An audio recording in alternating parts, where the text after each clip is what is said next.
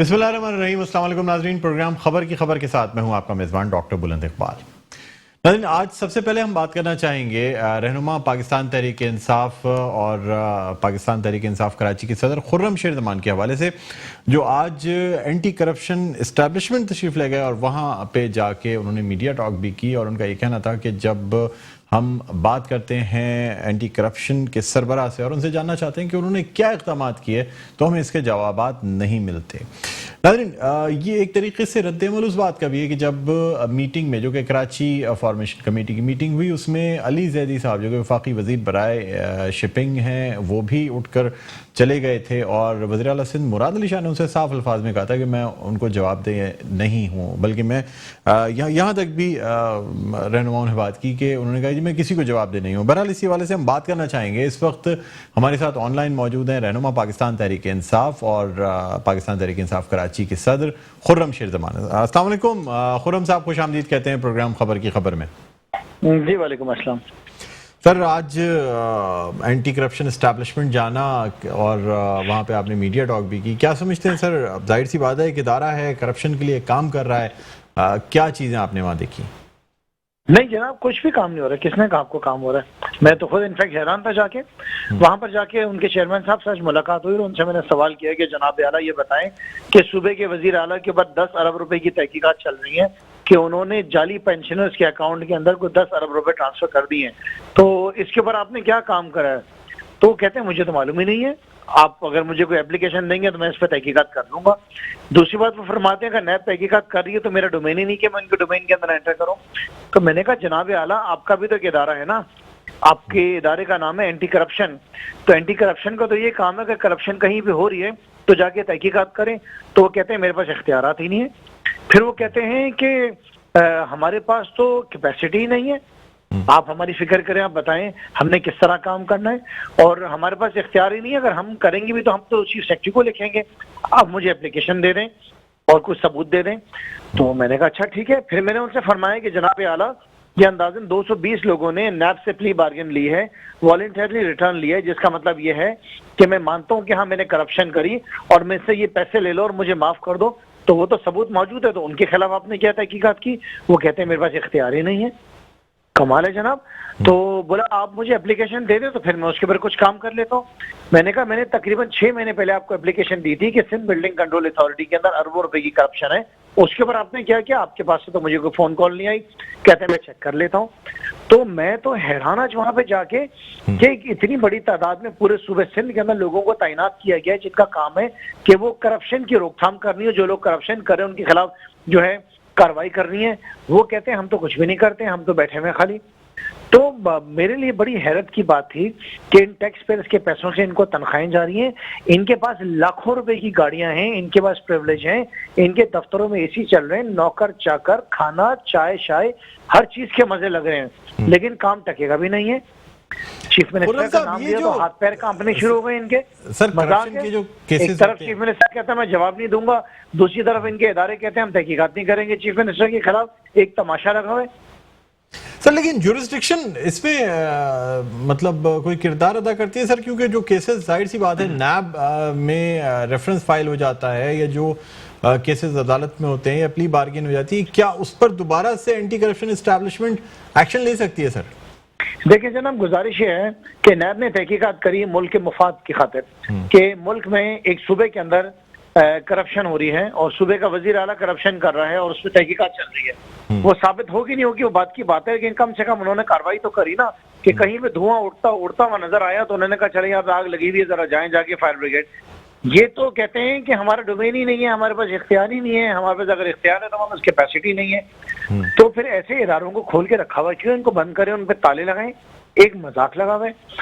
ये हालात हैं यहाँ पे सूबे सिंध के अंदर। मैंने उनसे कहा कि मुझे ये बताएं कि ऑडिटर जनरल ऑफ पाकिस्तान जो है वो किताबें छाप रहा है कि सूबे सिंध के अंदर साल में हर साल अरबों रुपए की बेज़ाब्तियां हो रही हैं, उसके ऊपर आप क्या कर रहे हैं? तो बोले वो तो ऑडिटर जनरल का काम है, वो तो पब्लिक अकाउंट्स कमेटी देखेगी। पब्लिक अकाउंट्स कमेटी तो इन्होंने आपको बताया अपने मिनिस्टर को दे दी है। तो सूरत हाल ऐसी है सूबे सिंध के अंदर कि अल्लाह माफ करे, यहाँ तो कुछ समझ में नहीं आ रहा है, आवे का आवाज टेढ़ा है। جو چوکیدار ہے وہ کہتا ہے کہ میرا کام ہی نہیں چوکیداری کرنا، میں تو صرف تنخواہ لے رہا ہوں چوکیداری کرنے کی، اور جو وزیر اعلیٰ صاحب ہیں وہ کہتے ہیں میں جواب نہیں دوں گا. تو پھر ہم نے تو آج ان کو بتا دیا ہے کہ ہم تو وزیر اعظم کے اشارے پر ہیں کہ جس دن ان کا اشارہ آئے گا تو اس کے بعد میرے خیال سے سندھ میں پھر آپ کی حکومت نہیں رہے گی. یہ جو نو کانفیڈنس کی باتیں وفاقی حکومت میں کی جا رہی ہیں، یہ نو کانفیڈنس کہیں جو ہے اسمبلی کے اندر نہ پیش ہو جائے. سر تو نو کانفیڈنس موشن لائی جائے گی گورنر راج، یا کل بھی آپ نے ایک بیان دیا اور کافی اگر اس کو سیریس لیا جائے تو سر سیریس بات ہے کہ آپ نے یہ کہا کہ ایک نوٹیفیکیشن کی دیر ہے اور حکومت جو ہے نا وہ اس کی بساط پلٹ سکتی ہے. مشکلات ہیں، 2.5 سال گزر گیا ہے، 2.5 سال کے بعد بھی اگر لوگوں کو ہم نے ڈیلیور نہیں کرنا، ہم نے بیٹھا رہنا تو ہمارا کیا بنے گا؟ لوگ ہم سے سوال کر رہے ہیں، لوگ کہہ رہے ہیں کہ کیا پنجاب اور خالی کے پی وزیر اعظم کا صوبہ ہے؟ کیا صوبہ سندھ سے کوئی وزیر اعظم کو کیا فکر نہیں کہ صوبہ سندھ میں کیا ہو رہا ہے؟ تو ظاہر ہے کہ وزیر اعظم صاحب کو بڑی فکر ہے اپنے صوبہ سندھ کی، اپنے سندھ میں رہنے والے لوگوں کی، جن کی چیخیں نکلی ہوئی ہیں پیپلز پارٹی کی وجہ سے، جن کے یہاں پہ وزیر جو ہیں وہ اپنے سیر سپاٹوں میں لگے ہوئے اور لوگ یہاں پہ جو ہے نا رول رہے ہیں. سر حلیم عادل شیخ صاحب کی اب اپوزیشن لیڈر یعنی ان کا نوٹیفیکیشن بھی جاری ہو گیا، اس کے بعد سر کوئی سیاست میں تبدیلی آنے کا امکان ہے سندھ میں، خاص طور پہ پاکستان پیپلز پارٹی کے خلاف؟ پاکستان تحریک پہلے بھی اپنا کام کر رہے تھے، فردوس نقوی صاحب بھی اپنا کام کر رہے تھے، ہم بھی کر رہے تھے، اسی جدوجہد کے ساتھ، اسی جذبہ اور جنون کے ساتھ ہم اپنا کام کرتے نہیں. یہ تو پارٹی کی پالیسی ہے، آج کوئی اور ہے کل کوئی اور ہے، اس سے کوئی فرق نہیں پڑتا. لیکن تحریک انصاف کا اپوزیشن کا جو رول رہا ہے وہ میٹرو ٹی وی گواہ ہے کہ پاکستان میں پچھلے 20-25 سال میں اس طرح کا اپوزیشن کا کردار ادا نہیں کیا گیا تھا. ایک فرینڈلی اپوزیشن ہوتی تھی، یہ پہلی بار جو ہے نا صحیح معنوں کے اندر اپوزیشن ہو رہی ہے سندھ اسمبلی کے اندر، اس کی گواہ آپ بھی ہیں. اچھا سر، تو یہ بھی جاننا چاہیں گے کہ کیا یعنی آج حلیم عادل شیخ صاحب جو ہیں فردوس شمیم نقوی کی رہائش گاہ پر بھی تشریف لے گئے، پھر گورنر ہاؤس میں میٹنگ بھی ہوئی، تو سر اسپیکولیشنز تو کی جاتی ہے نا کہ میٹنگز بھی ہو رہی ہیں، چینج بھی ہے، ظاہر سی بات ہے پارلیمانی لیڈر. میٹنگ جناب یہی ہو رہی ہیں کہ صوبہ سندھ کے عوام کے مسائل حل کرنے اور اس کے لیے کون کون سے ایسے راستے جو اختیار کیے جا سکتے ہیں، ایسے کون کون سے آپشن ہیں جس کو چوز کیا جا سکتا ہے. خیر منائے پیپلز پارٹی اپنے. اچھا تو مطلب یعنی سر اس کے حوالے سے اب چیزیں چل رہی ہیں اور میٹنگ جی دھماکہ ماسک کر اندر. اچھا سر یہ بھی بتا دیجیے گا کہ اینٹی کرپشن اسٹیبلشمنٹ کو بہتری کے لیے آپ کیا سمجھتے ہیں، کیا اقدامات کرنے چاہیے؟ جناب سب سے پہلی بات ہے کہ ان کے اندر تھوڑا سب سے پہلے تو اپنے اندر سے خوف نکالیں. چوڑیاں جو انہوں نے پہنی ہیں اس کو اتاریں، دوپٹے جو اوڑے ہیں اس کو اٹھا کے سائڈ میں پھینکیں، مرد بنے، جائیں میدان کے اندر، جہاں جہاں لوٹ مار چل رہی ہے ان کے خلاف جو ہے کیسز کریں، لوگوں کو بند کریں، آواز اٹھا لیں. کم سے کم اگر اختیار نہیں ہے تو شور تو مچائیں کہ سندھ میں ہو رہا کیا ہے. چھپ کر کے ایسے ہی بیٹھے رہنا، کچھ نہیں کرنا تو پھر تو یہی ہوگا. آخر میں ان کے خلاف کیسز چلیں گے، اینٹی کرپشن کے لوگوں کے خلاف.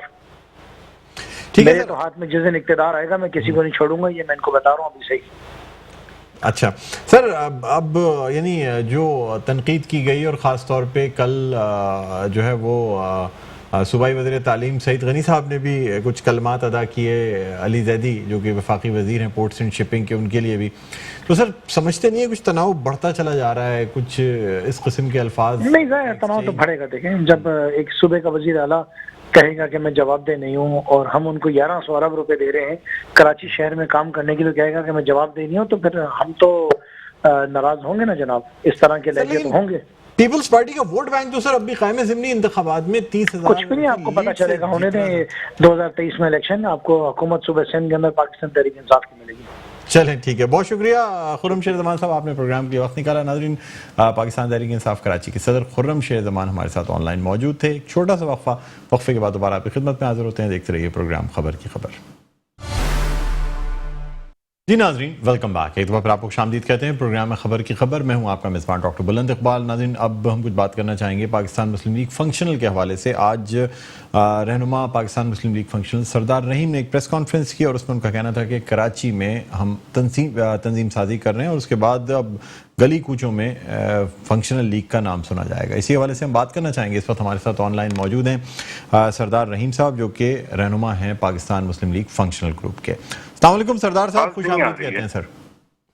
سردار صاحب میری آواز سن سکتے ہیں آپ؟ نہیں بہت کم آ رہی ہے، میں دوسرا ایک نمبر دے دوں اس پہ کال. سر آپ آن ایئر ہیں تو میں آپ سے بس یہ جاننا چاہوں گا سر کہ کراچی میں جو تنظیم سازی کی جا رہی ہے سر، اس حوالے سے کیا اقدامات کیے جا رہے ہیں فنکشنل لیگ کے حوالے سے؟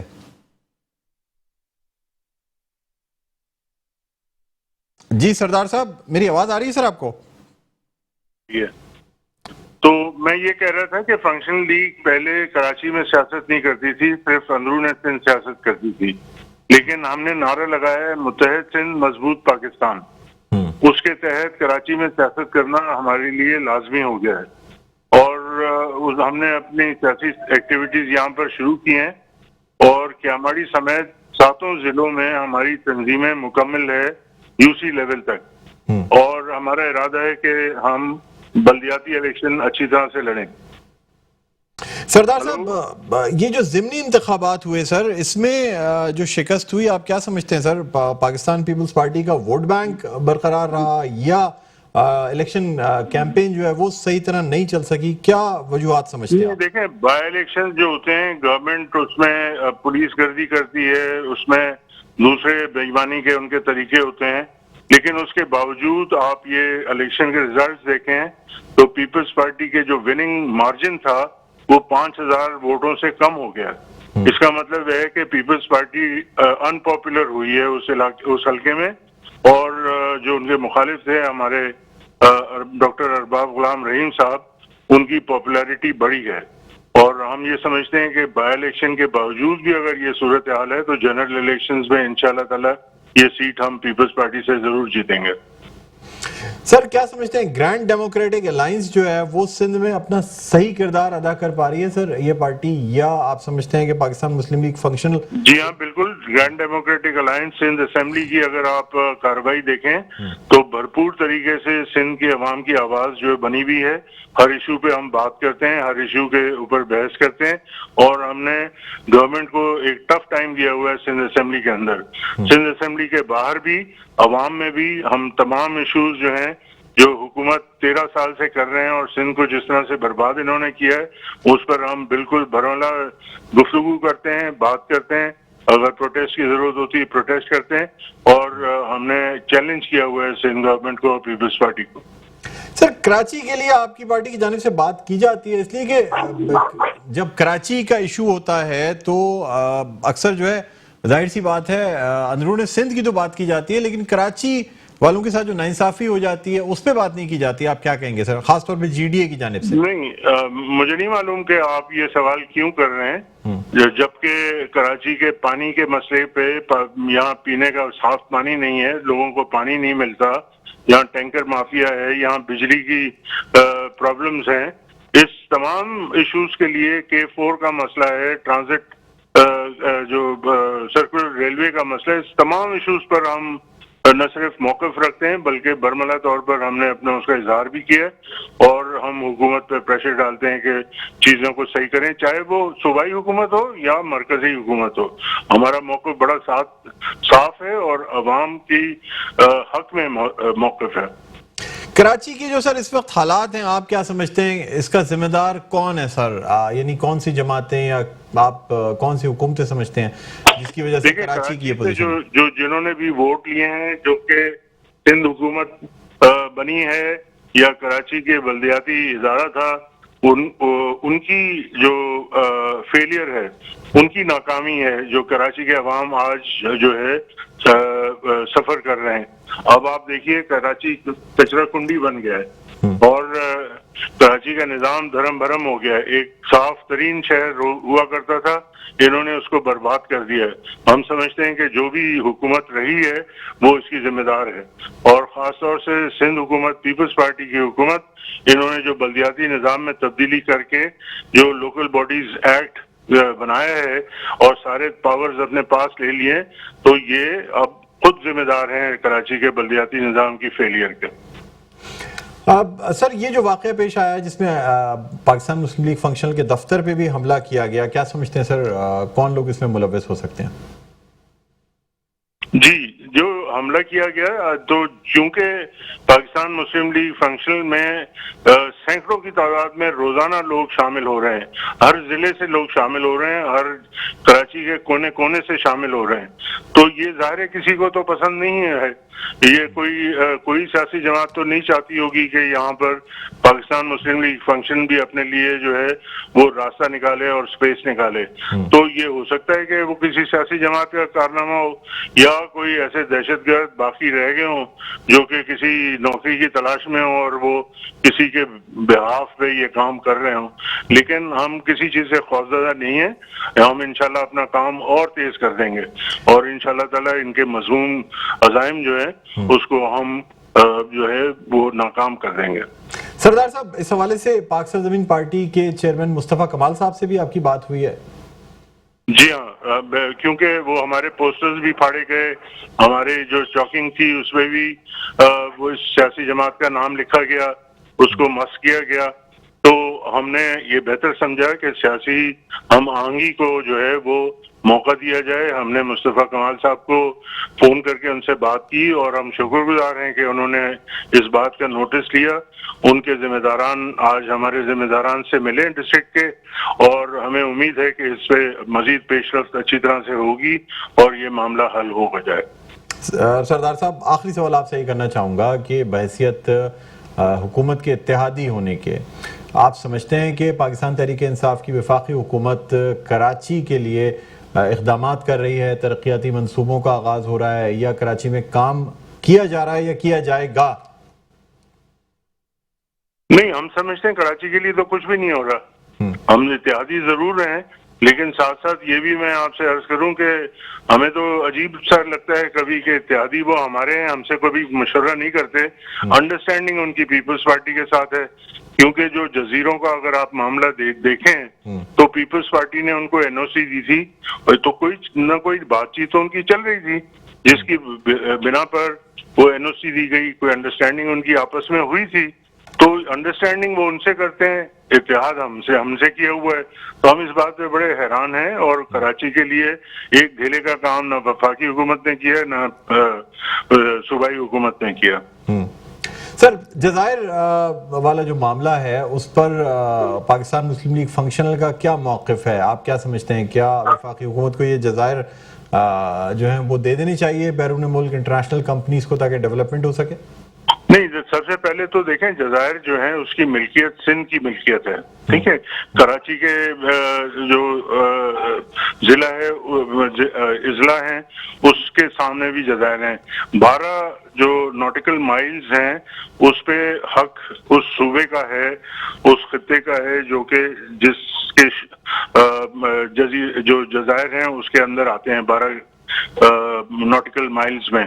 تو آپ کو شاید یہ بات سن کر حیرانگی ہوگی کہ سندھ صوبے کے جو شورز ہیں وہ اس پہ 350 جزائر ہیں، 350، اور یہ دھوکہ دے رہے ہیں کہ جناب 2 جزیروں کی بات ہے، یہ 2 جزیروں کی بات نہیں ہے، یہ 350 جزائر ہیں، اور آپ کو مزید حیرانگی یہ بات سن کر ہوگی کہ ان سارے جزائر کا جو رقبہ ہے وہ 10 لاکھ ایکڑ ہے، 10 لاکھ ایکڑ، 400 ایکڑ کا اگر کوئی مالک ہوتا ہے وہ کہتا ہے میں بہت بڑا زمیندار ہوں، جبکہ 10 لاکھ ایکڑ جو ہے سندھ کی زمین کی دی جا رہی ہے، اور نہ اتحادیوں سے انہوں نے کوئی مشاورت کی اور نہ سندھ حکومت یہ معاملہ اسمبلی کے اندر لائی، تو یہ جو ہے بندر بانٹ چل رہی ہے، پاکستان کو بیچ رہے ہیں، یہ پاکستان کی خدمت نہیں کر رہے، یہ پاکستان کو جو ہے نا نقصان پہنچانا چاہتے ہیں،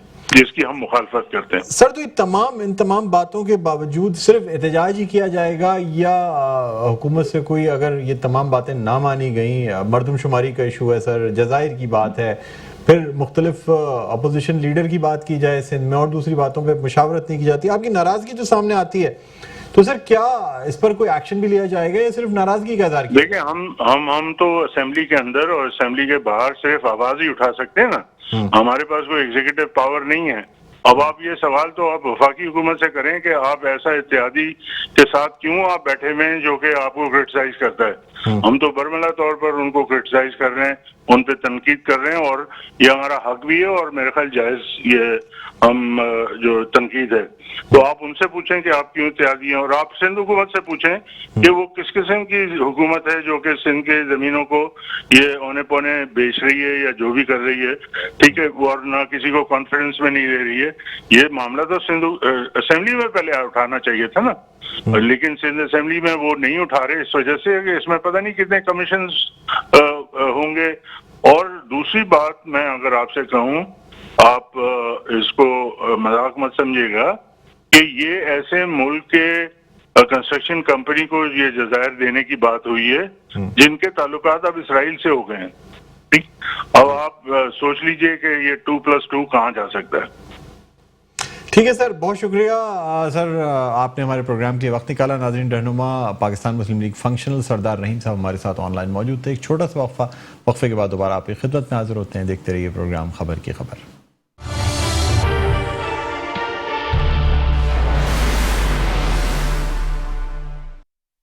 جی ناظرین، ویلکم بیک. ایک دفعہ پھر آپ کو خوش آمدید کہتے ہیں پروگرام میں خبر کی خبر. میں ہوں آپ کا میزبان ڈاکٹر بلند اقبال. ناظرین، اب ہم کچھ بات کرنا چاہیں گے ایک ایسے ادارے کے حوالے سے جہاں مفت آپریشن کیے جاتے ہیں ایسے بچوں کے جن کے ہونٹ اور تالو کٹے ہوئے ہوتے ہیں، یعنی کلیفٹ لپ اور کلیفٹ پیلٹ کے آپریشن کیے جاتے ہیں. کئی ہزار آپریشنز کیے جا چکے ہیں اور اب یہاں ایک state of the art operation theatre بنایا گیا ہے جس کا افتتاح آج گورنر سندھ عمران اسماعیل نے کیا. یہ جو آپریشن تھیٹر ہے اس میں بہت سی تکنیکی جو سہولیات ہیں وہ ترقی کی ایک کمپنی کی جانب سے فراہم کی گئی ہیں. اس وقت ہم بات کرنا چاہیں گے، ہمارے ساتھ آن لائن موجود ہیں بانی و سربراہ المصطفیٰ ویلفیئر ٹرسٹ اور سربراہ نظام مصطفیٰ پارٹی جناب حاجی حنیف طیب صاحب. السلام علیکم حاجی صاحب، خوش آمدید کہتے ہیں سر پروگرام خبر کی. السلام ورحمۃ اللہ وبرکاتہ. جزاک اللہ، اللہ خوش رکھے آپ کو. جی حاجی صاحب، آج افتتاح کیا گیا اس آپریشن تھیٹر کا، اور سب سے پہلے تو میں یہ جاننا چاہوں گا کہ اس سے قبل کتنے بچوں کے تقریباً آپریشن کیے جا چکے ہیں جن کے تالو اور ہونٹ پیدائشی طور پہ کٹے ہوئے ہوتے ہیں جسے میڈیکل لینگویج میں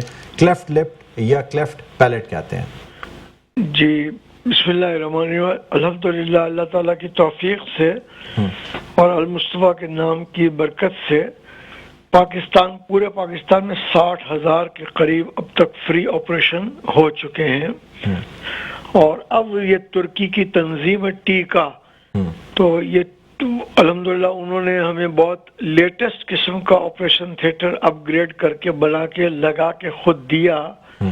اللہ ان کو اجر دے. اور رجب طیب اردگان کی سرپرستی میں تنظیم کام کرتی ہے، اور گورنر صاحب نے اس کا افتتاح کیا. گورنر صاحب بہت زیادہ متاثر ہوئے اور کافی دیر آپریشن تھیٹر میں کھڑے ہو کر کے آپریشن تھیٹر کے مختلف آلات کو دیکھتے رہے. اور بعد میں انہوں نے المصطفیٰ کو بہت تائید بھی کی اور یقین بھی دلایا، کیونکہ ہم چاہتے ہیں کہ پاکستان میں اس وقت کراچی میں کوئی بھی کلیفٹ سرجری کا operation fully devoted for this purpose نہیں ہے نا. تو ہم ایسا ہاسپٹل بنانے کا ارادہ رکھتے ہیں. تو انہوں نے کہا کہ انشاءاللہ فیڈرل گورنمنٹ سے بات کر کے فیڈرل گورنمنٹ کے ذریعے جو زمین بھی اویلیبل ہوگی وہ دلانے کی جو گورنر صاحب کوشش کریں گے، اور اللہ تعالیٰ نے ان کو توفیق دی اور ملی تو انشاءاللہ مخیر حضرات ہمارے ساتھ تعاون کریں گے، اور انشاءاللہ ایسا آپریشن تھیٹر اسپیشلی آپریشن کا پورا ہاسپٹل الگ ہی قائم کر دیں گے. حاجی صاحب، یہ تمام آپریشن مفت کیے جاتے ہیں یا اگر کوئی پیسے دینا چاہے تو اس سے پیسے بھی لیے جاتے ہیں؟ یہ مزید مجھے بتا دیجیے گا سر. ہاں اصل میں جو مخیر حضرات آتے ہیں نا وہ تو ظاہر خود کہتے ہیں کہ ہم دے سکتے ہیں اور ہم سے پیسے لے لیں، اور جو نہیں دے غریب لوگ ہیں، زکوٰۃ کے مستحق ہیں، پریشان ہیں، ان کا مکمل طور پر فری کیا جاتا ہے. اصل فری کرنے کا طریقہ ڈاکٹر صاحب یہ ہے کہ جو پر ہیڈ ایک آپریشن پر خرچ آتا ہے وہ ڈونرز کو ہم سے پوچھ لیتے ہیں کہ ایک آپریشن پہ کتنا خرچ ہوتا ہے، ہم ان کو بتا دیتے ہیں، اور ماشاءاللہ وہ کہہ دیتے ہیں کہ 5 میری طرف سے 10 میری طرف سے، اس طرح وہ آپریشن ان کی طرف سے فری ہو جاتے ہیں. تو آپریشن سے پہلے کٹے ہوئے ہونٹ والا فوٹو اور کٹے ہوئے تالو والا فوٹو اور آپریشن کے بعد کا فوٹو ان کو بھیج دیا جاتا ہے. تو ظاہر ہے کہ وہ اس سے خوش ہوتے ہیں، آئندہ اپنے آپریشن کی تعداد میں وہ اضافہ بھی کر دیتے ہیں.